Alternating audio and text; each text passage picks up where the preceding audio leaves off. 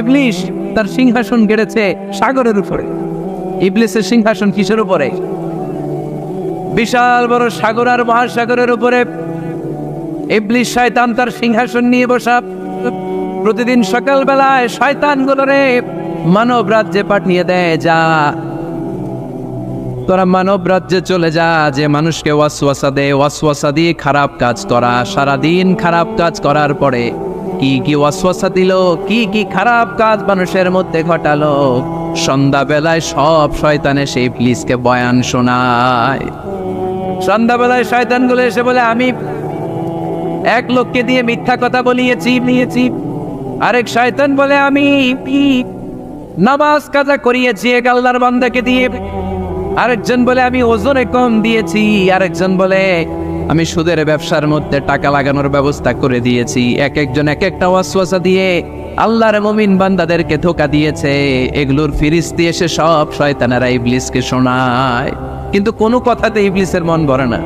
কোন শয়তান এসে বলে, আমি তো এমন মদের আড্ডাখানায় নিয়ে গেছি আল্লাহর বান্দাদেরকে, এগুলো নামাজই পড়ে নাই, খালি মদ খেয়েছে। আবার কিছু শয়তান এসে বলে, আমি ক্যাসিনোতে নিয়ে গেছি, ওখানে খালি জুয়া খেলছে। আবার কিছু শয়তান এসে বলে, আমি বাজারের মধ্যে ফরমালিনের এই ওয়াসওয়াসা ঢুকাই দিছি।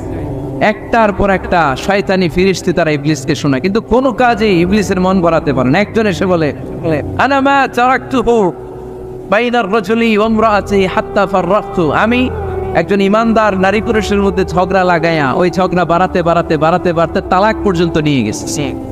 নাউজুবিল্লাহ পড়বেন না? শয়তান এবার তার উপর খুশি হয়ে যায়।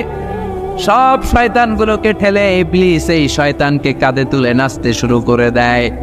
কারণ মুমিন বান্দার সংসার যদি ভেঙে যায় শয়তান খুশি হয়ে যায়, আর মুমিন বান্দার সংসার টিকে থাকলে খুশি হয়ে যায় কে?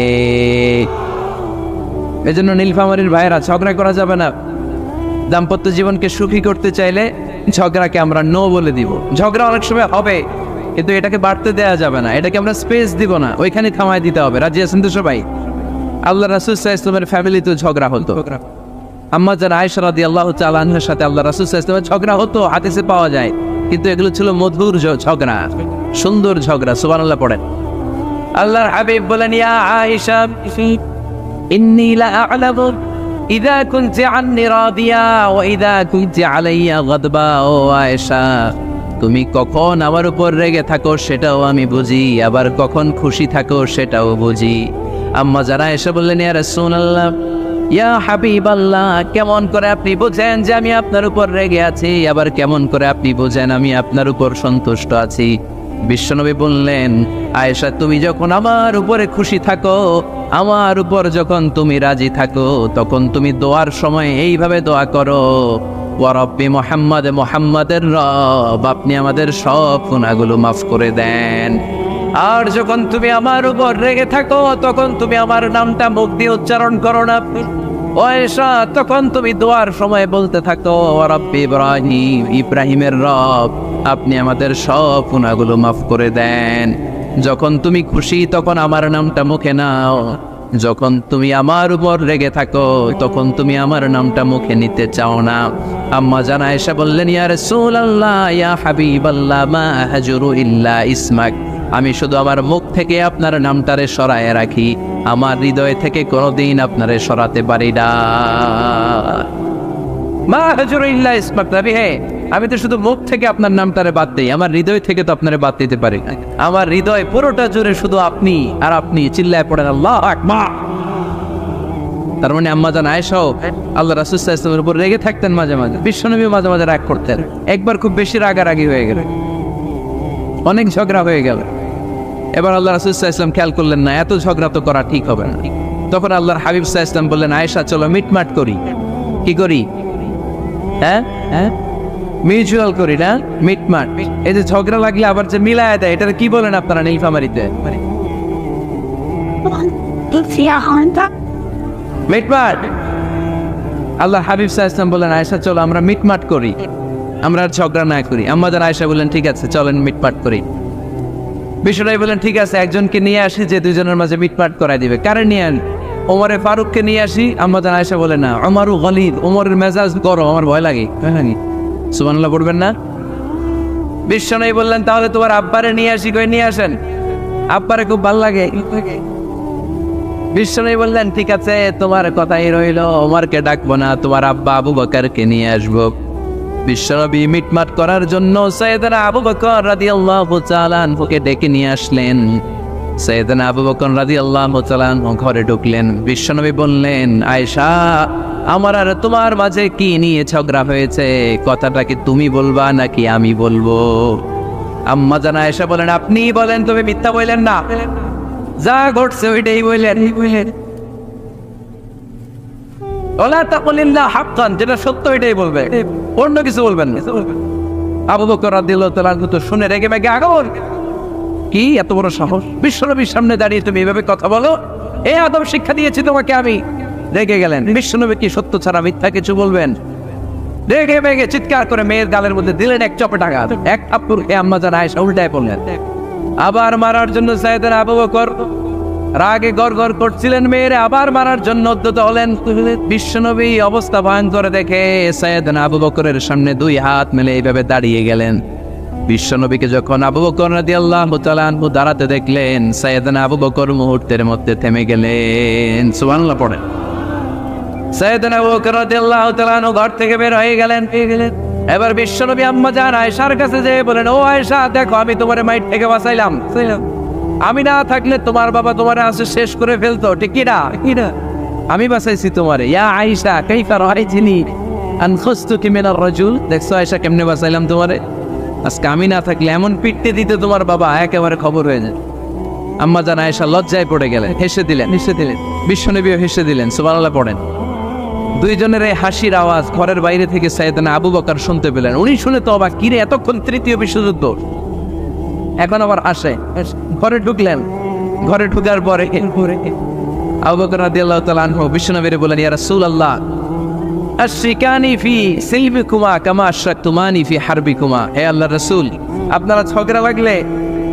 আপনারা দুইজন ঝগড়া লাগলে মিটমাট করার জন্য আমারে যেমনি ডাকেন, আপনারা যখন সুখ আনন্দ আর হাসাহাসিতে ব্যস্ত থাকেন, ওই হাসির সময়গুলোতে শেয়ার করার জন্য তখনও আমার একটু ডাইকেন। পড়েন সুবহানাল্লাহ। ও নবী, শুধু ঝগড়ার সময় ডাইকেন না, শুধু মিলায় দেওয়ার জন্য ডাকবেন না। আপনাদের মধ্যে যখন সুখকর আনন্দময় হাসাহাসির মুহূর্তগুলো কাটে, ওই মুহূর্তগুলোতেও আমাকে এনে আপনারা শেয়ার করে দিয়েন। পড়েন সুবহানাল্লাহ। মুসনাদে আহমদ ইবনে হাম্বলের হাদিস। এই হাদিস প্রমাণ করে আল্লাহ রাসূল সাল্লাল্লাহু আলাইহি ওয়াসাল্লামের বড় ঝগড়া হতো স্ত্রীদের সাথে, তবে মধুর ঝগড়া, শিক্ষণীয় ঝগড়া। আওয়াজ করে বলতে হবে, ঠিক কি না? এজন্য ঝগড়া হবে, কিন্তু ঝগড়াকে বাড়তে দেয়া যাবে। তাহলে দাম্পত্য জীবন সুখময় করতে চাইলে 1 নম্বরে স্যাক্রিফাইস, 2 নম্বরে ঝগড়াকে আমরা কি বলে দিছি আজকে? বলে গেছি ঝগড়াকে কি বলবো? নো। তাসলিমা নামে একটি মেয়ে হারিয়ে গেছে।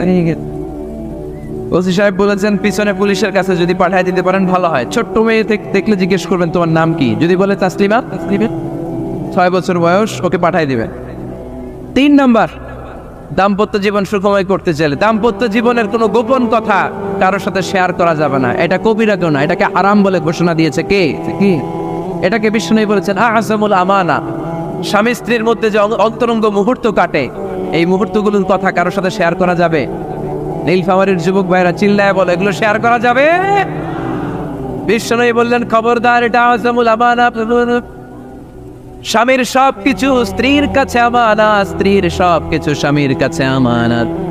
আবার বিষ্ণু বলেছেন, যারা স্বামী স্ত্রীর গোপন দাম্পত্য জীবনের কথা অন্যের কাছে শেয়ার করে দেয়, তারা হলো আশারুন নাস, পৃথিবীর মধ্যে সবচাইতে নিকৃষ্ট মানুষ। এরা নিকৃষ্ট, এদের চাইতে নিকৃষ্ট আর কেউ হতে পারে না। উলাইকা কাল আনআম বাল হুম আদাল।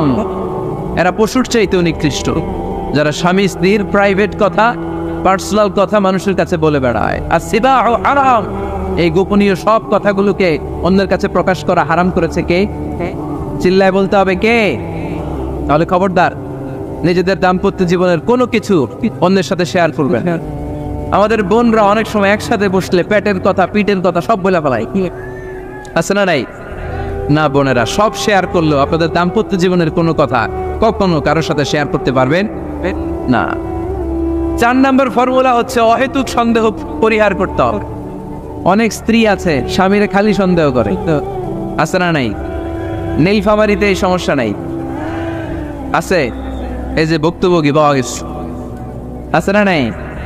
আছে। খালি সন্দেহ করে, এই তুমি ওদিকে তাকালে কেন, ওই বেডের দিকে তাকাইলা কেন, এই তোমার মোবাইল দাও, কারে ফোন দিলা দেখি, এই ফেসবুকের পাসওয়ার্ড দাও দেখি কি করছে, দেখি মেসেঞ্জারে কার সাথে চ্যাটিং করছে, আছে না নাই?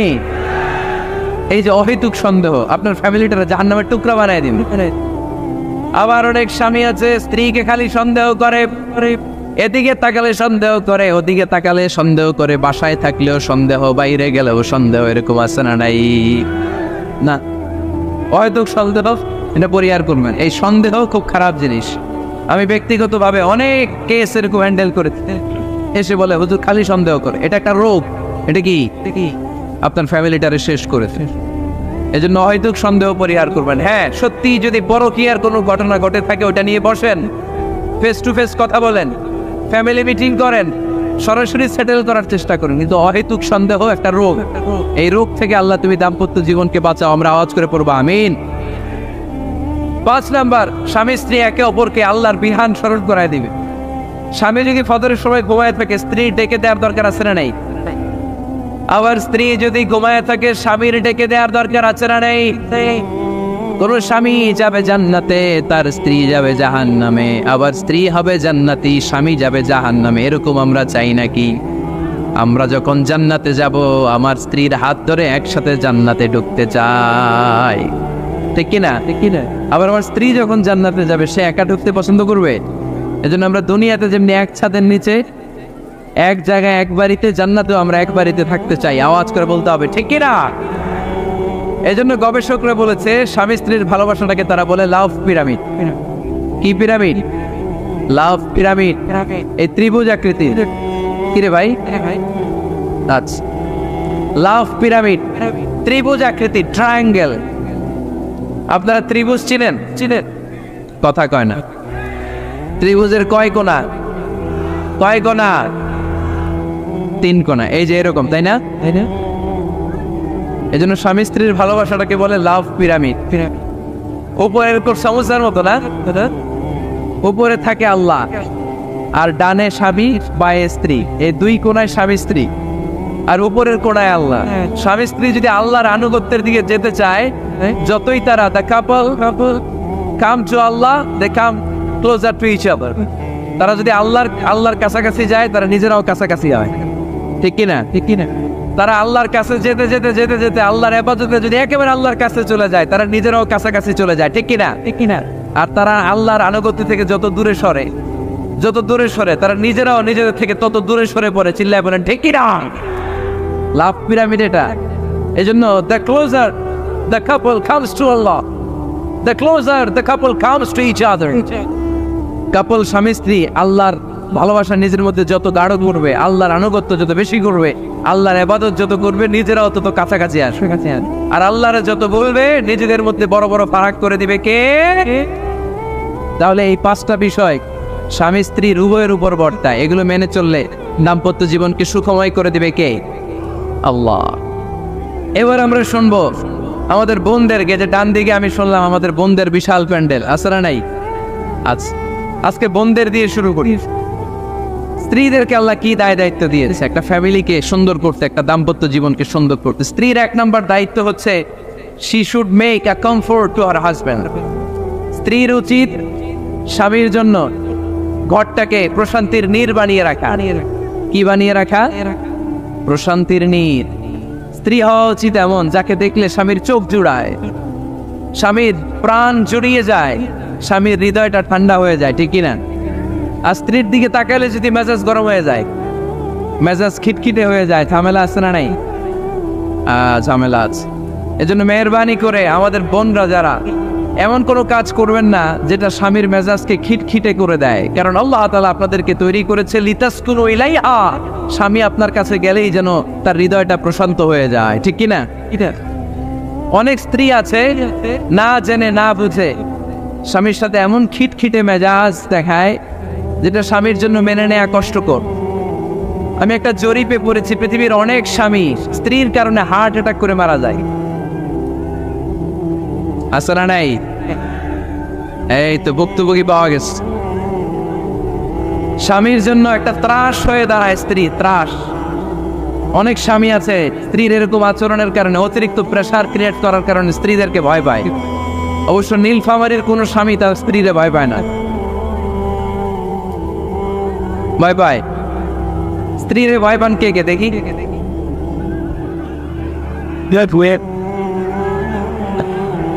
ভয় পান আপনারা? ভয় পান?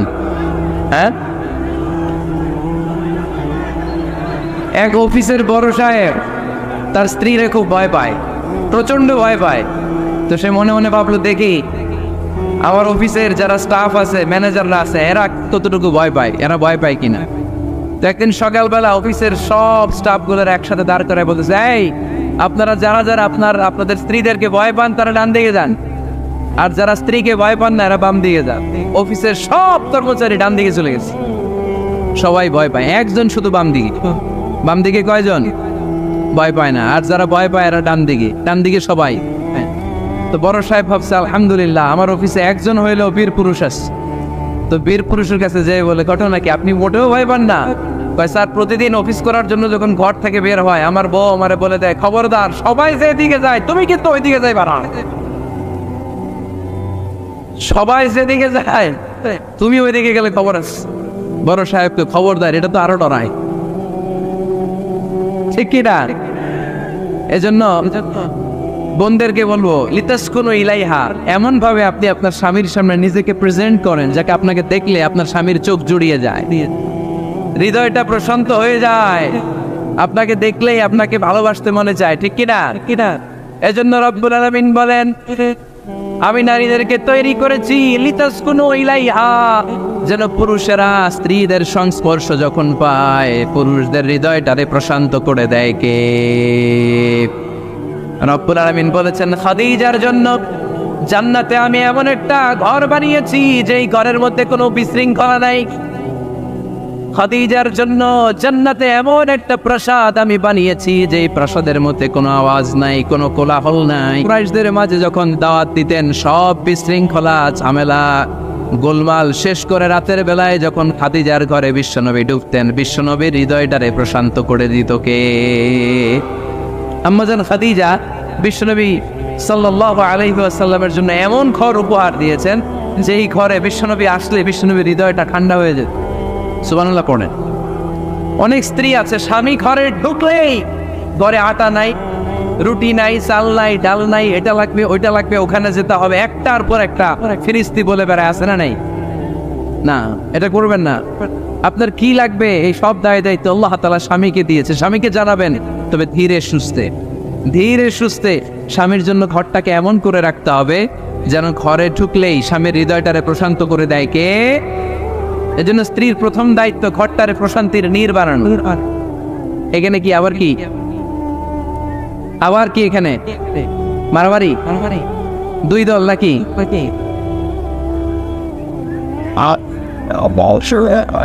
আপনাদের মনোযোগ আসছে না গেছে? কষ্ট হচ্ছে? হ্যাঁ, অনেক রাত হয়ে গেছে তো, প্রায় 10:30। হ্যাঁ, তাকবীর পড়েন, লিল্লাহে তাকবীর। তো কিছু লোক ওঠা বসা শুরু করলেন কেন? হ্যাঁ, 1 নাম্বার 2 নাম্বার 3 নাম্বার নাই তো আবার? হ্যাঁ, 1 নাম্বার নাকি পেশাব করা, 2 নাম্বার নাকি টয়লেটে যাওয়া, 3 নাম্বার নাকি এইটা। বিড়ি খান আপনারা? বিড়ি আর সিগারেটের সাথে মুসলমানের সম্পর্ক আছে না। কোন মুসলমান সিগারেট খেতে পারে, বিড়ি টানতে পারে? কারণ এটা এমন একটা খাবার যে খাবার টয়লেটে ঢুকেও খাওয়া যায়।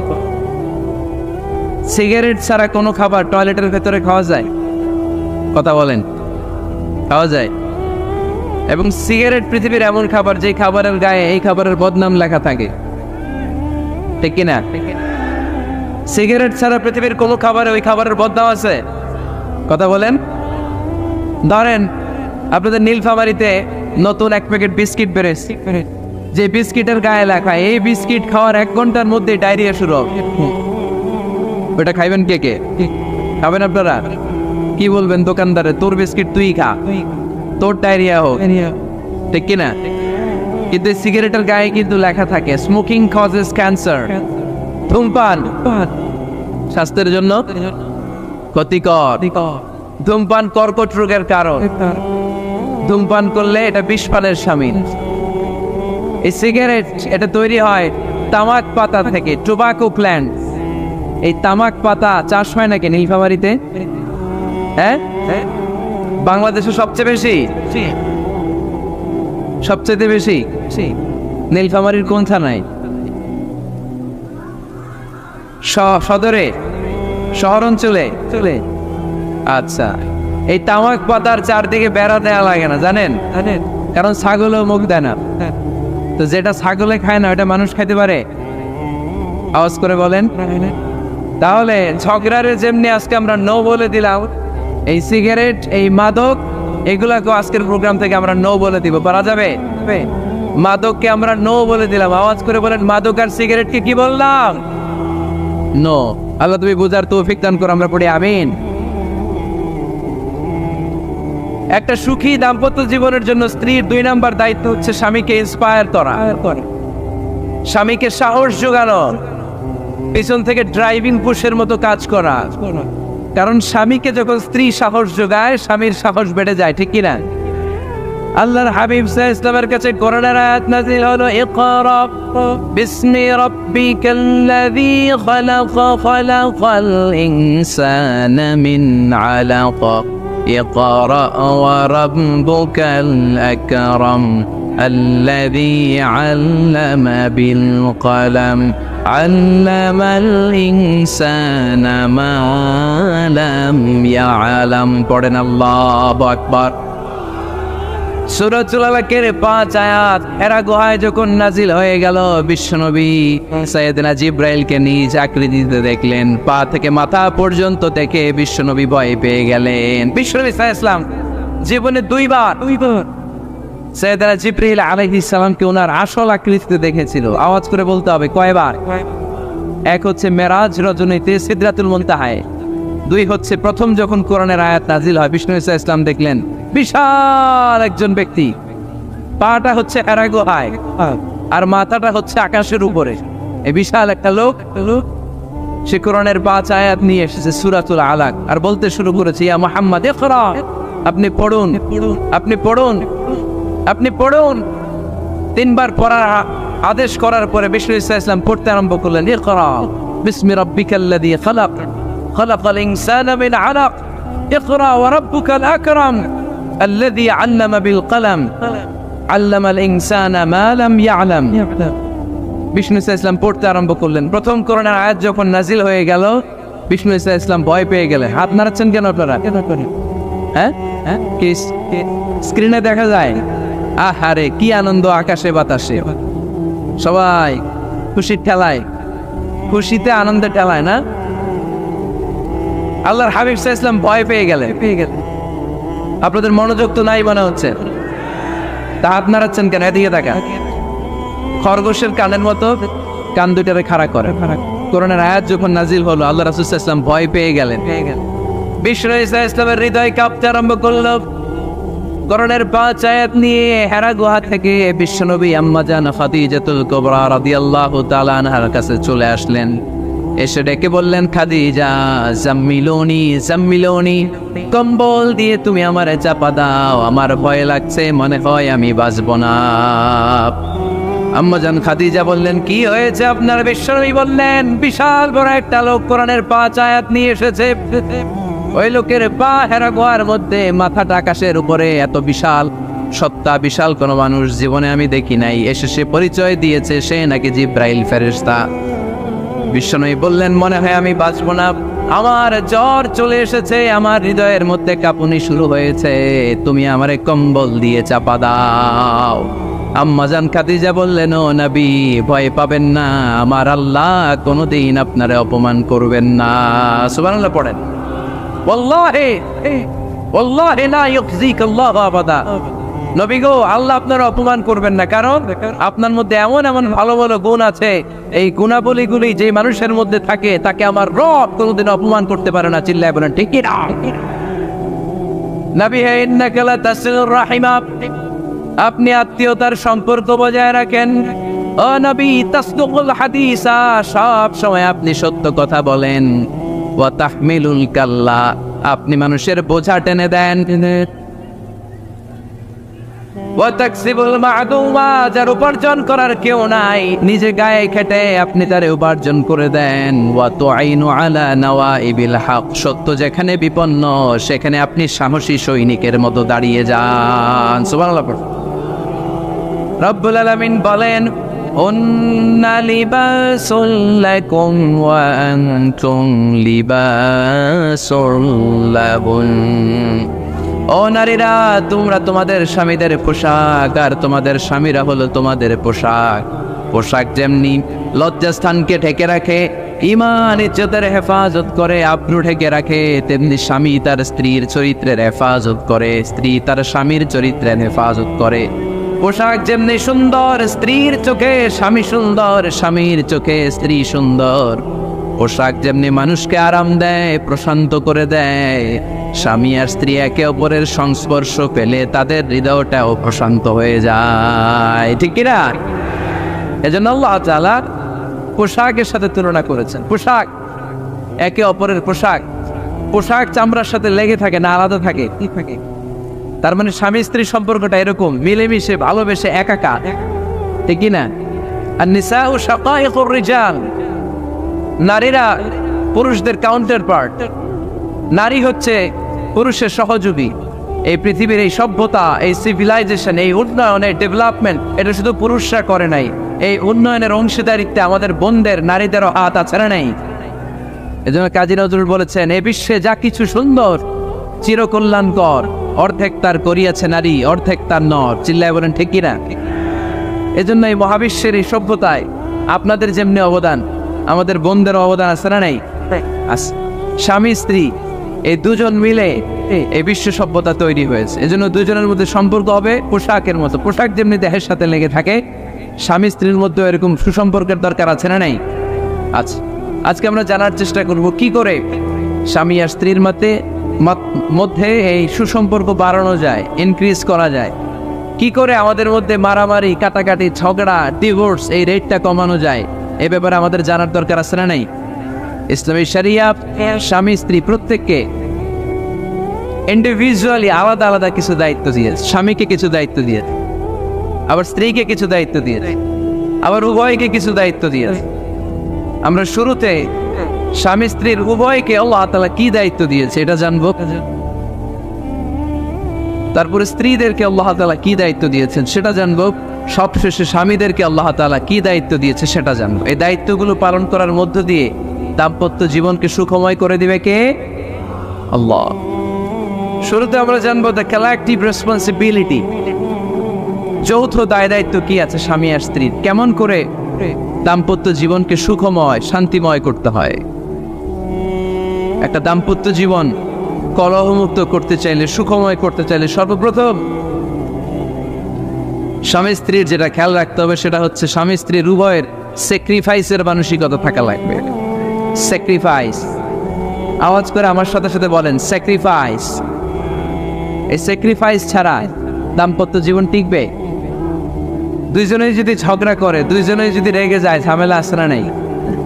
স্বামী রেগে গেলে স্ত্রীকে থেমে যেতে হয়, আবার স্ত্রী রেগে গেলে স্বামীকে থেমে যেতে হয়। স্বামীও যদি রেগে যায়, স্ত্রীও যদি রেগে যায়, তাহলে তৃতীয় বিশ্বযুদ্ধ বেঁধে যাবে, ঠিক কিনা? এই জন্য রেগে গেলেন তো হেরে গেলেন, রাগা যাবে না।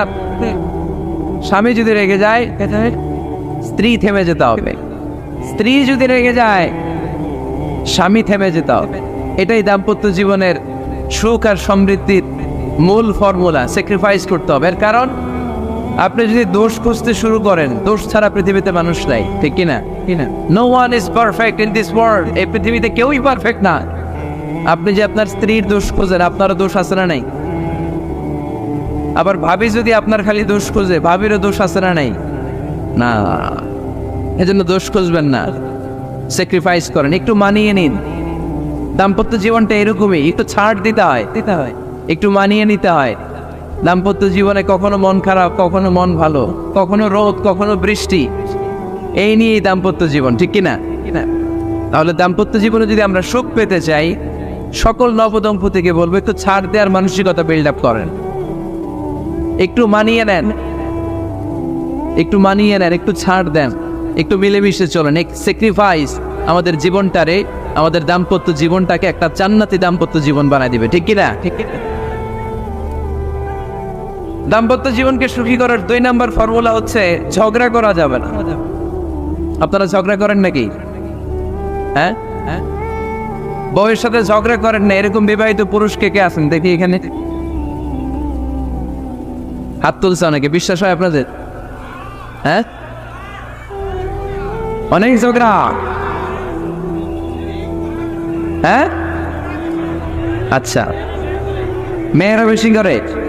না না, এই মহিলা প্যান্ডেল আছে এদিকে, এদেরকে জিজ্ঞেস করলে বলবে সব দোষ আপনাদের, আর আপনারা দোষ দিচ্ছেন এদের। তো ঝগড়া করবেন না মেহরবানি করে, সম্মানিত ভাইরা, ঝগড়া করবেন না। কারণ এই ঝগড়া থেকে, সামান্য ঝগড়া থেকে অনেক সময় বিচ্ছেদের দিকে চলে যায় সম্পর্ক। ছোট্ট ঝগড়া থেকে যেতে যেতে ঝগড়া বাড়তে বাড়তে ডিভোর্সের দিকে গড়া, এরকম আছে না? নাই না, সামান্য ঝগড়া যদি বেঁধে যায়, শয়তান এটার মধ্যে বাতাস দেয়, এটারে বাড়াতে বাড়াতে শয়তান অনেক বড় করে। ইমানদারদের পরিবার ভেঙে গেলে শয়তান খুশি, আর ইমানদারদের পরিবার টিকে থাকলে আমার আল্লাহ খুশি। আমরা কার খুশি চাই? জোরে বলতে হবে, খুশি চাই কার? শয়তান সব সময় চায় ইমানদারদের ফ্যামিলি ভেঙে দিতে। Always it tries his level best to break down the relationship of a moving family. একদিন ইমানদারের ফ্যামিলি কি করে ব্রেক ডাউন করে দেয়া যায়? যেন ঝগড়াই করবো না আমরা। আপনি ঝগড়া করলে ভাবি যেন ঠান্ডা থাকে, ভাবি ঝগড়া শুরু করলে আপনি ঠান্ডা থাকবেন। ঝগড়া করা যাবে না, কিন্তু ঝগড়া হয়ে যায় ফ্যামিলিতে, এটাকে চেক দিতে হবে। ঝগড়া নিয়ে অনেক মজার মজার গল্প আছে, একটা গল্প দিয়ে আজকে শুরু করি।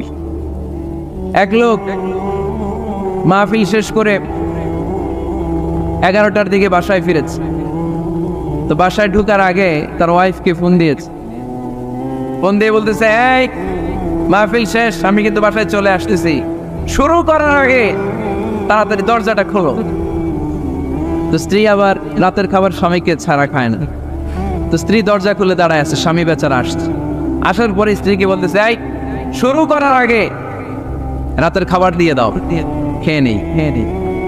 তো স্বামী ওয়াশরুম থেকে ফ্রেশ ট্রেশ হয়ে আসছে, স্ত্রী বেচারিও ডাইনিং টেবিলে খাবার দিয়েছে। এবার স্বামীও খেতে বসেছে, স্ত্রীও খেতে বসেছে। স্বামী আবার বলতে আরম্ভ করছে, শুরু করার আগে ফ্যানটা ছাড়ো, খুব গরম লাগতেছে। এবার তো স্ত্রী রেগে মেগে আসলেন, কি আসার পর থেকে শুরু করার আগে কি শুরু করার আগে? স্বামী বলতেছে, এই তো শুরু হয়ে গেল, এই শুরু হয়ে গেল। মানে কি? ঝগড়া। নীলফামারীর ভাইয়েরা, এটা শুরু করা যাবে না। শুরু করবেন আপনারা, ঝগড়া করবেন। আমাদের ফ্যামিলিগুলো থেকে ঝগড়াকে আজকে থেকে আমরা নো বলে দিলাম। মানে না, ঝগড়াকে কি বললাম? সবাই বলতে পারেন না, আওয়াজ করে বলেন, ঝগড়াকে আমরা কি বলবো? নো। ঝগড়া করা যাবে। শয়তান ঝগড়া বাদে দেখো অবস্থা। সহিহ মুসলিমের হাদিস, ইন্না ইবলিসা ইয়াদাউ আরশাহু আলাল মা থুম্মা ইয়াবআসু। যারা চলে যায় ওনারা বেঁচে যায়, বিপদে পড়ে আছে আমরা, ঠিক কিনা? ওনাদের ওই পালাটা শেষ, কেউ থাকতে পারবে না। বিশ্বনবীও চলে গেলেন, বিশ্বনবীরও এই এন্তেকালের মৃত্যুর যে কষ্ট, এটা ভোগ করা লেগেছে, ঠিক কিনা? এজন্য কারো রেহাই নাই। আকসিরু যিকরা হাযিমিল লাযযাত, জীবনের সব স্বাদকে পানসা করে দেয় ওই কষ্টের বিষয়, মানে মরণকে বেশি বেশি স্মরণ করো। কিন্তু আমরা মৃত্যুর কথা বেমালুম ভুলে যাই। আমাদের লাইফস্টাইল দেখলে মনেই হয় না যে আমরা এই পৃথিবী ছেড়ে চলে যাব, ক্ষণিকের জন্য এসেছি। বিশ্বনবীর সাহাবারা বলতেন, যখন সকাল হয় সন্ধ্যার জন্য অপেক্ষা করো না, আবার যখন সন্ধ্যা পর্যন্ত পৌঁছবে পরদিন সকালের জন্য অপেক্ষা করো না, তার আগেই ডাক চলে আসতে পারে, ঠিক কিনা? আবার বিশ্বনবী বলতেন, নামাজে যখন দাঁড়াও, সাল্লু সালাতান মুআদ্দিয়া, মনে করো এটাই তোমার জীবনের হতে পারে শেষ নামাজ। Perform the Salah as if this is your last and final prayer, এমনভাবে সালাত পড়ো মনে করো হতে পারে এটা জীবনের শেষ নামাজ। এজন্য কেউ থাকতে আসি নাই, চলে যাব। আমার নানা ভাই যেমনি চলে গেলেন আমরাও চলে যাব, ঠিক কিনা? শুয়ে আছেন আমাদের পাশেই, আমরা দোয়া করি আল্লাহ তাআলা ওনার কবরটাকে তুমি জান্নাতুল ফেরদাউসের বাগান বানাও, ওনার কবরের সাথে জান্নাতের একটা কানেকশন তৈরি করে দাও। আমার নানা ভাইয়ের যে স্বপ্নগুলো ছিল, যে অসমাপ্ত কাজগুলো ছিল, এগুলো যেন বর্তমান পীর সাহেব গোলাম পরওয়ার সাঈদী আরাফাত উনি আপনাদের সবাইকে একসাথে নিয়ে অসমাপ্ত কাজগুলো যেন সমাপ্ত করতে পারে, আমরা দোয়া করি। আমরা আওয়াজ করে পড়ি আমিন। আজকের এই প্রোগ্রামের সভাপতিত্ব করছেন মাওলানা গোলাম পরওয়ার সাঈদী আরাফাত, পীর সাহেব আড়াইবাড়ি দরবার শরীফ, কুমিল্লা। আল্লাহ পাক ওনার যোগ্যতাকে আরও বাড়িয়ে দিক। আপনাদের সবাইকে নিয়ে আড়াইবাড়ি দরবারের যত দায়িত্ব আছে সবগুলো দায়িত্বের জন্য সুচারুরূপে উনি পালন করতে পারে, আল্লাহ তৌফিক দান করুন। আমার আগে কথা বলেছেন হযরত মাওলানা আল্লামা সাদিকুর রহমান আজহারি সাহেব, এর আগে কথা বলেছেন আমার আরেক নানা ভাই গোলাম সরওয়ার সাঈদী পীর সাহেব। দরবারের অনেক বড় বড় ওলামায়ে কেরাম আজকে কথা রেখেছে, যারাই কথা রেখেছে নিশ্চয়ই কোরআন থেকে কথা বলেছে। সবগুলো কথা যেন আমরা আমল করতে পারি, আল্লাহ তুমি তৌফিক দাও। এই মাহফিলগুলোর অ্যারেঞ্জমেন্ট করা হয় যাতে আমাদের জীবনের পরিবর্তন আসে। আমরা আসলে ভুলে গেছি যে আমরা চলে যাব, মাটির কবরে কিন্তু আমাদের সবাইকে যেতে হবে, ঠিক কিনা? একদিন মাটির ভেতরে হবে ঘরে মন আমার, কেন বন্ধ দালান ঘর, প্রাণ পাখি উড়ে যাবে পিঞ্জর ছেড়ে, ধরা ধামে সবই রবে তুমি যাবে চলে, বন্ধু বান্ধব যত মাতা পিতা দ্বারা সুত সবই হবে তোমার পরে মন আমার, কেন বন্ধ দালান ঘর, একদিন মাটির ভেতরে হবে ঘরে মন আমার, কেন বন্ধ দালান ঘর, ঠিক কিনা? চলে যেতে হবে। এজন্য এটা যেন আমাদের মাথায় থাকে যে আমরা থাকতে আসি নাই, আমাদের আখিরাতটা যেন সুন্দর হয়, সবসময় এই চিন্তা রাখতে হবে। আমাদের মোরাল বেসিস, আমাদের ethical level is going down, ইখলাস তাকওয়া ইজ গোয়িং ডাউন। আল্লাহর উপর ভয়, আল্লাহর উপর অগাধ বিশ্বাস এবং আস্থা দিন দিন আমাদের কমছে, আর দুনিয়াকে পাওয়ার লোভ আমাদের বাড়ছে, ঠিক কিনা? কিন্তু আমরা থাকতে আসি নাই, চলে যাব। আমাদের অনেক লাগবে। গোটা বিশ্বে দেখবেন যে একটা প্রতিযোগিতা মানুষের মধ্যে, ছুটছে মানুষ পাগলের মতো, আরো লাগবে, আরো টাকা লাগবে, আরো সম্মান লাগবে, আমার আরো দাপট লাগবে, আরো জায়গা লাগবে, আরো ফ্ল্যাট লাগবে, আছে না নাই? বিশ্বনবী বলেন বনি আদমের প্রত্যেককেও যদি একটা স্বর্ণের পাহাড়ের মালিক বানিয়ে দেয়া হয়, কিসের পাহাড়? কথা বলেন। আচ্ছা, একটা স্বর্ণের পাহাড়ের মালিক যদি আপনি হন, আপনার পুরো 14 পুরুষ মিলে ওই স্বর্ণের পাহাড় যদি বিক্রি করেও খান, ওই পাহাড়ের অর্ধেকও শেষ করতে পারবেন? বিশ্বনবী বললেন প্রত্যেককে যদি একটা স্বর্ণের পাহাড়ের মালিকও বানিয়ে দেয়া হয়, প্রত্যেকে চাবে আরো একটা স্বর্ণের পাহাড় কেমনে নেওয়া যায়। কত বড় ডাকাত, ঠিক কিনা? ওয়ালাই আমলা আফাহু ইল্লা তুরাব, কবরের মাটি ছাড়া কোনো কিছু বনি আদমের এই মুখকে বন্ধ করতে পারবে? আরো লাগবে, খাই খাই খাই খাই, আরো দাও, পাই নাই, এরকম অসন্তোষ আছে না নাই? অল্প খাবেন, অল্প পড়বেন, অল্প জমাবেন, অল্পের ভেতরে বরকত দিছে কে? এজন্য বেশি বেশি আমরা করব না, অল্পে সন্তুষ্ট থাকবো, আর শুকর করবো একজনের, তিনি কে? কারণ তিনিই পারেন আপনার মনের সব জ্বালা যন্ত্রণা দূর করে দিতে। আল্লাহ পাক আমাদেরকে সহি সমঝ দান করুক। সবাই পড়েন আমিন। আপনাদের কষ্ট হচ্ছে না তো? বলেন কি, রাত বাজে 11:30, শহরের ভেতরে এত রাতে কথা বলা যায়? হ্যাঁ, কথা বলা যাবে? তো আমরা খুব বেশি লম্বা চূড়ার সময় নিব না। শহরের মানুষ খুব ব্যস্ত থাকে, কারো অফিস আছে সকালে, কারো ব্যবসা প্রতিষ্ঠান খুলতে হবে। তো আমরা অল্প কয়েক মিনিট, অল্প সময় কথা বলবো, বেশি লম্বা সময় নিব না। তবে যতক্ষণ শুনবো মনোযোগের সাথে শুনবো, ইনশাল্লাহ পড়েন। আর ওঠা বসা করা যাবে না, করা যাবে? তো আমরা অল্প কয়েক মিনিট কথা শুনবো আমলের নিয়তে। আগে নিয়তটাকে খালেস করে নেই যে আল্লাহ, এই যে এত দামি সময় ব্যয় করে আমরা আসলাম, যা শুনবো এটা যেন আল্লাহ আমল করতে পারি। চিল্লায় পড়েন আমিন। আজকে কোরআনের সবচেয়ে দামি সূরাটা নিয়ে আমি কথা বলবো। সবচেয়ে দামি কোরআনে মোট সূরা কয়টা? সবাই বলেন। আমি যখন কথা বলি আমি ক্লাস নেই, তাফসির মাহফিলরে আমি বলি কি ক্লাস। তো ক্লাসে উত্তর করতে হয়। আমি সোজা কথার মানুষ, সোজা কথায় বিশ্বাসী, এত প্যাচগোজ নাই, সহজ কথা। আমি ক্লাস করি। আমি তাফসির মাহফিলকে নিয়েছি যে আমি প্রতিদিন রাতে একটা করে শীতকালে ক্লাস করি। তো এই ক্লাসে উত্তর দিতে হয়। টিচার যদি প্রশ্ন করে উত্তর দেওয়ার দরকার আছে না নেই? আর টিচার প্রশ্ন করে, টিচার শিখায়, ছাত্র অমনোযোগী, ফেল করার সম্ভাবনা আছে না নেই? তো আমরা যেন পাশ করতে পারি, ঠিক কিনা? যতক্ষণ কথা বলবো প্রশ্ন করলে আওয়াজ করে উত্তর দিতে হবে, বাঘের বাচ্চার মতো, ঠিক কিনা? আজকে কোরআনের সবচেয়ে দামি সূরাটা নিয়ে আমি কয়েক মিনিট কথা বলবো, ইনশাআল্লাহ। পড়েন। এবার বলেন কোরআনের সবচেয়ে দামি সূরা কি? হ্যাঁ? আর ইখলাস, আর ইয়াসিন, আর আর রহমান, আর বাকারা। বাকারা মানে কি? গাভী মানে কি? গরু। গাভী মানে নাকি গরু? তো গাভীর নামে আল্লাহ কোরআন একটা সূরা দিলেন। গাভীর দুধ খাবেন বেশি বেশি। বিষ্ণু বলতেন আলাইকুম বি আলবানিল বাকার, তোমরা গরুর দুধ খেও। ফাইন্নাহা তুরাম্মু মিনাল আশজার, কেননা গরুর দুধ এটা ঘাস পাতার নির্যাস। গরু কি খায়? ঘাস খায়।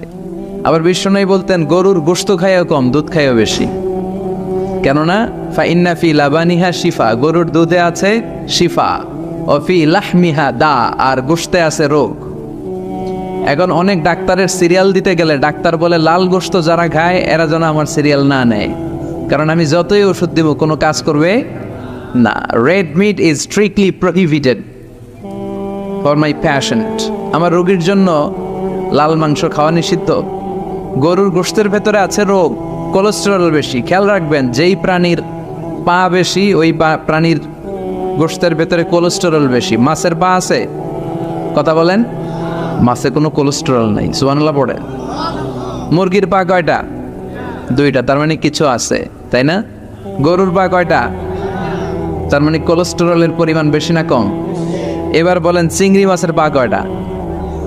কয় হুজুর হিসাব নাই। তাহলে কোলেস্টেরলেরও হিসাব নাই। এগুলো কম কম খেতে হবে, ঠিক কি না? তো এজন্য দুধ খেতে হবে বেশি। জান্নাতে যারা যাবে আল্লাহ তাআলা জান্নাতীদের জন্য 4টা শারাবান তাহুরা রাখবেন। ওয়াসাকাহুম রাব্বুহুম শারাবান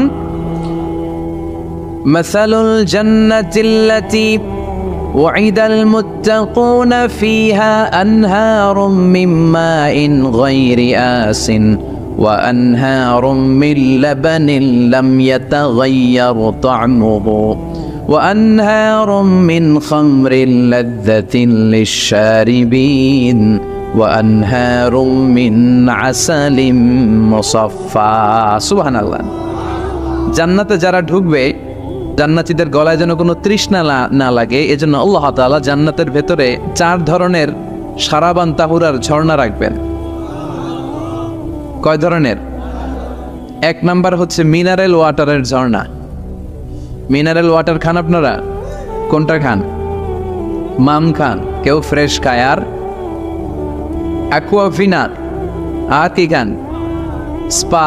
আর কিনলে, এটা সবচেয়ে ভালো, এটার মধ্যে ঝামেলা কম, এটা টেস্ট করে জানা গিয়েছে। কিনলে খাবেন কোকা-কোলা কোম্পানির, এটা ভালো পানি। কিনলে সবচেয়ে purified water ever in Bangladesh. বাংলাদেশে পাওয়া পরীক্ষিত সবচাইতে বিশুদ্ধ পানি হচ্ছে কিনলে। তো একজনকে মার্কেটিং করে দিতেছে হুজুরে। ভালো জিনিসের প্রশংসা করতে হয়, ঠিক কিনা? তো জান্নাতে যারা যাবে তাদের জন্য আল্লাহ তাআলা 4 ধরনের শারাবান তাহুরা রাখবে। সুবহানাল্লাহ কইবেন না? 1 নাম্বার মিনারেল ওয়াটার, মিনারেল ওয়াটারের ঝর্ণা, আপনি ওখান থেকে তেদারসে পান করবেন। নাম্বার 2 দুধের ঝর্ণা, দুধের ঝর্ণা, ফ্রেশ মিল্ক এর ঝর্ণা থাকবে। নাম্বার 3 মধুর ঝর্ণা, মধু খাবেন বেশি বেশি, মধুর মধ্যেও শিফা আছে। এই কোরআনে 2টা জিনিসের ক্ষেত্রে আল্লাহ উল্লেখ করেছেন শেফা। এক হচ্ছে কোরআন, কোরআনটা নিজেই শেফা, সুবহানাল্লাহ। আর হচ্ছে মধু, মধুর ভিতরে শেফা আছে না নাই? আছে। তো বিশুদ্ধ পানির ঝর্ণা, দুধের ঝর্ণা, মধুর ঝর্ণা, আরেকটা থাকবে মদের ঝর্ণা। সুবহানাল্লাহ বাড়িতে গিয়ে বললেন, দুনিয়াতে মদ খাওয়া হারাম করছে কে? আর ওই আল্লাহ জান্নাতে আপনাদেরকে মদ খাওয়াবে। বোতলের মদও আছে, এটার নাম রাহিকুম মাখতুম, সিল্ড ওয়াইন। মিজাজুহা কাফুরা, কর্পূরের ফ্লেভার থাকবে। মিজাজুহু মিন তাসনিম, তাসনিমের ফ্লেভার থাকবে। মিজাজুহা জানজাবিলা, জিঞ্জার ফ্লেভার, আদার ফ্লেভার থাকবে। সুবহানাল্লাহ পড়েন। কিন্তু ওই মদ খেলে মুখে দুর্গন্ধ হবে না, মাথায় মাতলামি আসবে না। আল্লাহু আকবার। কারণ ওই মদটা জান্নাতের যে সুন্দর সুন্দর সুঘ্রাণওয়ালা গাছ আছে, ফুল আছে, ওই ফুলের নির্যাস থেকে আল্লাহ বানাবেন। সুবহানাল্লাহ পড়েন। এজন্য এই 4 ধরনের সুপেয় পানি আল্লাহ তাআলা জান্নাতীদের জন্য রাখবেন। এর চেয়ে দামি একটা পানি রাখবেন, ওইটার নাম হচ্ছে আল কাউসার। কি নাম? পড়েন, ইন্না আ'তাইনাকাল কাউসার ফাসাল্লি লিরাব্বিকা ওয়ানহার ইন্না শানিআকা হুয়াল আবতার। সুবহানাল্লাহ। কাউসারের একটা ঝর্ণা থাকবে। এই কাউসারের পানি আহলা মিনাল আসাল, হাউজে কাউসারের পানি মধুর চেয়েও মিষ্টি। আবিয়াদু মিনাল লাবান, দুধের চেয়েও সাদা। আবরাদু মিনাস সালজ, বরফের চেয়েও ঠান্ডা। এক ঢোক যে খাবে চিরকালের জন্য তৃষ্ণা মিটে যাবে। এই সবগুলো যেন আল্লাহ আমরা পান করতে পারি। আরো জোরে পড়েন আমিন। জান্নাত এমন জায়গা, যে জায়গায় শুধু শান্তি আর শান্তি। জান্নাতে অশান্তি আছে? মারামারি, কাটাকাটি, কিলাকিলি, হরতাল, টেনশন, ব্যারাম আছে কি? আরাম। জান্নাতে আছে কি? নাই কি? ব্যারাম। আরামের জায়গা, কোনো টেনশন নাই। জান্নাতের ভিতরে রোদ নাই, বৃষ্টি নাই, ভূমিকম্প আছে? দুনিয়াতে ভূমিকম্পের টেনশন হয় না? বন্যা আছে জান্নাতে? পুলিশের দৌড়ানি, র্যাবের দৌড়ানি আছে? বাড়ি ভাড়ার টেনশন, বিদ্যুৎ বিল, গ্যাসের বিল, গমে ধরে না আমাদের, ঠিক কি না? জান্নাতে কোনো টেনশন না। জান্নাত হচ্ছে আরামের জায়গা। আপনারা যারা যাবেন জান্নাতে 60 হাত লম্বা হয়ে ঢুকবেন। আহলুল জান্নাতে জুরদা ওয়া মুরদা, জান্নাতীরা হবে পশমবিহীন। এই যে দুনিয়াতে দাড়ি রাখা ওয়াজিব বা সুন্নাতে মুআক্কাদা, কিন্তু জান্নাতীদের গালে কোনো দাড়ি থাকবে না, মোজ থাকবে না, গায়ে পশম থাকবে না। আবনাউ সালাসিন ওয়া সালাসিন, সব জান্নাতি পুরুষরা হবে 33 বছরের তাগড়া যুবক। আল্লাহ, এখানে যেমনি আমরা একত্রিত হলাম, তোমার জান্নাতেও যেন আমরা একত্রিত হতে পারি, তুমি তৌফিক দাও। আর জোরে পড়েন আমিন। এতগুলো কথা কোত্থেকে এসেছে জানেন? জিজ্ঞেস করেছিলাম সবচেয়ে দামি সূরা কোনটা? একজন বলছে বাকারা। বাকারা মানে গাভী, গাভী থেকে দুধ, দুধ থেকে জান্নাত। সুবহানাল্লাহ পড়েন। কোরআনের কথা শেষ হতে চায় না, ইন্টার রিলেটেড, তাই না? একটার সাথে আরেকটা মিলে থাকে। খেয়াল রাখবেন, আল্লাহর কথা রাসূলের কথায় কোনো ফাঁক ফোকর নাই, আছে? এজন্য এই দুইজনের কথাই আমরা মানব। বিদায় হজের ভাষণে বিশ্বনবী বলেছিলেন, লাকাদ তারাকতু ফীকুম আমরাইন লান তাদিল্লু মা তামাসসাকতুম বিহিমা কিতাবাল্লাহ ওয়া সুন্নাত রাসূলি। আমি তো চলে যাব, রেখে যাব দুটো জিনিস, যদি দুটো জিনিসকে মেনে চলো কখনো বিভ্রান্ত হবে না। একটা হচ্ছে আল্লাহর কিতাব, আর একটা হচ্ছে বিশ্বনবীর সুন্নাত। এই দুইটা আমরা আঁকড়ে ধরবো। রাজি আছেন তো? পৃথিবী যেদিকে যাক, আমি থাকবো দুইটা নিয়ে, ইনশাআল্লাহ। পড়েন, কোরআনের সবচেয়ে দামি সূরা কোনটা বলেন? ফাতিহা। কিছু বলতেছে ফাতিহা, পিছনের ভাইরা কি বলবেন? হ্যাঁ, ইয়াসিন। আর আচ্ছা, এবার বলেন, আমি সহজ করে দিই, বলেন কোন সূরা না পড়লে নামাজ হয় না? এবার ক্লু পাইছে, এবার ক্লু পেয়েছে। এই সূরা ছাড়া নামাজ হয় না। আমি যদি পড়াই হবে না, এই মসজিদের ইমাম সাহেব পড়াইলে হবে না, কিন্তু বাইতুল মুকাররমের খতিব পড়াইলে আবার হবে। হবে না? শাইখ আব্দুর রহমান সুদাইস পড়ালে তো হবেই। খাইছে কত বড় মুফতি দেখছেন, ফতোয়া দিয়ে দিচ্ছে জি না, আসলেই হবে না। কারণ এটা এমন সূরা, এই সূরা না পড়লে নামাজ হয় না। বিশ্বনবী বুখারীর বর্ণনায় বলেছেন, আ'যামুস সুওয়ার ফিল কোরআন, কোরআনের সবচেয়ে দামি সূরা। এটা আমার বানানো কথা না, সবচেয়ে দামি সূরা। এই সূরার মতো সূরা কোরআনে তো নাই, তাওরাতের ভেতরেও নাই। ইনজিলের ভেতরেও নাই, জাবুরের ভেতরেও নাই। 60টা মাত্র আয়াত। কয়টা? কার কার মুখস্থ নাই হাত তোলেন। সূরা ফাতিহা মুখস্থ নাই কার কার হাত তোলেন। হিন্দু ভাই নাই কেউ? আমাদের অনেক মাহফিলে হিন্দুরা আসে, হিন্দুদেরও মুখস্থ। সুবহানাল্লাহ কইবেন না? আমি একবার লঞ্চের ভেতরে তুফানে পড়ছিলাম, তো লঞ্চ ডুবে যাবে তুফানের ধাক্কায়। তো দেখলাম লঞ্চের ভেতরে শুধু মুসলমানরাই জিকির করে না, হিন্দুরাও জিকির করে। তুফান থেমে যায়, জিকিরও থেমে যায়। কত বড় ডাকাত! তুফান শুরু, জিকিরও। সবার মুখে এক চিৎকার, বাঁচাও। আমি বললাম কে বাঁচাবে? হুজুর আমনে। ভাবছে আমি দোয়া কালাম বললে বেঁচে যাবে, তো আমি বললাম আমি যে বাঁচাবো, আমারে বাঁচাবে কি? মনে রাখবেন, কেউ বাঁচাতে পারে না, একজন ছাড়া। চিৎকার করে বলতে হবে তিনি কে। কোরআনের সবচেয়ে দামি সূরার নাম সবাই বলেন। এই সূরাতুল ফাতিহার মাত্র 7টা আয়াত। কয়টা আয়াত? এই 7টা আয়াত নিয়ে কয়েক মিনিট একটু আল্লাহর রাস্তায় কুরবানি করা যাবে না? কান দুইটা খরগোশের মতো খাড়া করে, খরগোশ কান খাড়া করে শোনে, এজন্য খুব পিন ড্রপ সাইলেন্ট, পিন পতন নীরবতাও খরগোশ কান দিয়ে শুনতে পায়। এই সূরাটা হচ্ছে আউয়ালু সূরা নাযালা কামিলান মিনাল কোরআন, কোরআনের সর্বপ্রথম নাজিল হওয়া পূর্ণাঙ্গ সূরা। এই সূরার আগে কোন সূরা পূর্ণাঙ্গ একসাথে নাজিল হয় নাই। কোন সূরার 5 আয়াত, 10 আয়াত, 20 আয়াত। আপনারা যে এখন সুন্দর কোরআন দেখতেছেন, বিশ্বনবীর সময় কি এই কোরআন ছিল? না। 23 বছরের লম্বা জিন্দিগিতে বিশ্বনবীর কাছে এই কোরআন নাজিল হয়েছে। পরবর্তীতে এটার কম্পাইলেশন করা হয়েছে, scripture, holy scripture, the Quran, whereof there is no doubt, no suspicion in it, and a guidance to those who are muttaqin. এটা এমন বই যেটাতে আল্লাহ কোনো ভুল রাখে নাই, মুত্তাকিনদের জন্য এটা পথ নির্দেশিকা হিসেবে আল্লাহ পাঠিয়েছে। পড়েন সুবহানাল্লাহ। তো সূরাতুল ফাতিহার আগে অনেক সূরা নাজিল হয়েছে, কিন্তু একটু একটু করে, পুরোটা একসাথে না। এই সূরাটা পুরোটা একসাথে সর্বপ্রথম নাজিল হয়েছে। এজন্য এই সূরাটারে আবার বলে ফাতিহাতুল কিতাব, মানে preface of the book, introductory সূরা। কোরআনটা খুললেই সর্বপ্রথম আপনার নজরে যে সূরাটা পড়বে, সূরাটার নাম সবাই বলেন সূরাতুল ফাতিহা।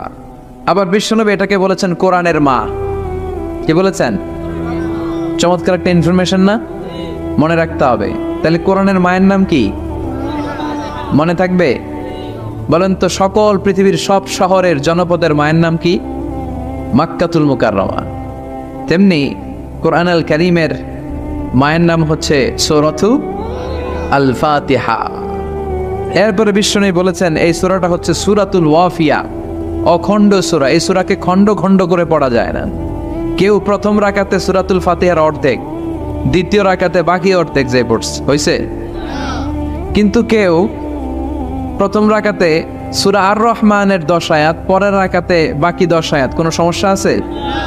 সমস্যা নাই। তার মানে এই সূরার নাম সূরাতুল ওয়াফিয়া, অখণ্ড সূরা। মানে এই সূরাকে খণ্ড খণ্ড করে পড়া যায় না, পড়লে পুরোটাই পড়তে হয়। সুবহানাল্লাহ পড়েন। আবার এই সূরার আরেকটা নাম হচ্ছে সূরাতুদ দুআ, দোয়ার সূরা। কিসের সূরা? কেমন করে আল্লাহর কাছে প্রার্থনা করতে হয়, দোয়া করতে হয়, ফরিয়াদ করতে হয়, সে কথা এই সূরার ভেতরে আছে না নাই? কারণ এই সূরাতে আমরা প্রতিদিন একটা দোয়া করি, ইহদিনাস সিরাতাল, মানে কি? আল্লাহ আমাকে সরল সঠিক পথ দেখাও। আমাদেরকে পথ দেখায় কে? চিল্লায় বলেন। আমি যদি কোনো দিন পথে ভুলে যাই, হাত ছানি দিয়ে কাছে নিও, মমতার বন্ধনে আমায় বেঁধে সব ভুল ক্ষমা করে দিও। আমি যদি কোনো দিন পথে ভুলে যাই, হাত ছানি দিয়ে কাছে নিও, মমতার বন্ধনে আমায় বেঁধে সব ভুল ক্ষমা করে দিও। পড়ে না আমি। আমরা যদি পথ ভুলে যাই, আমাদের পথ দেখায় কে? এজন্য এই সূরাটার নাম সূরাতুদ দুআ, প্রার্থনার সূরা। কেমন করে আল্লাহর কাছে প্রার্থনা করতে হয় এই সূরার ভেতরে আছে না নাই? এরপরে এই সূরার নাম হচ্ছে সূরাতুস সালাহ, নামাজের সূরা। কিসের সূরা? সব সূরা ছাড়া নামাজ হয়, সূরাতুল ফাতিহা ছাড়া নামাজ হয়? বিশ্বনবী বললেন লা সালাতা লিমান লাম ইয়াকরা বিফাতিহাতিল কিতাব। যে সূরা ফাতিহা তার নামাজে পড়ে না, তার নামাজ আল্লাহর দরবারে কবুল হয় না। এরপরে বিষ্ণু বলেছেন এই সূরার নাম সূরাতুশ শিফা। সূরাতুশ শিফা, শেফার সূরা, আরোগ্য লাভ করার সূরা। অসুস্থ ব্যক্তির গায়ে এই সূরা পড়ে ফু দিলে সুস্থ করবে কে? বিশ্বাস হয়? বিশ্বাস হইতে হবে, ঈমান থাকতে হবে। ঈমান যদি পাক্কা হয় তাইলে কাজ করবে, তা না হইলে কাজ করবে না। অনেকে বলে হুজুর আমি তো কত সূরা ফাতিহা পড়ে ফু দিলাম, কই আমার পেটে ব্যথা তো ভালো হয় না। যেটা কইছে তুই একটা ডাকাত, ঠিক কি না? ওর ঈমান নাই, ওর ঈমানে ঝামেলা। ফু দেওয়ার মধ্যে বেশ কম আছে না নাই? কিছু লোক আছে সারাদিন ফু দিলে মোমবাতি নিবে না, আর কিছু লোক আছে ফু দিলে পানিতে আগুন ধরে যায়।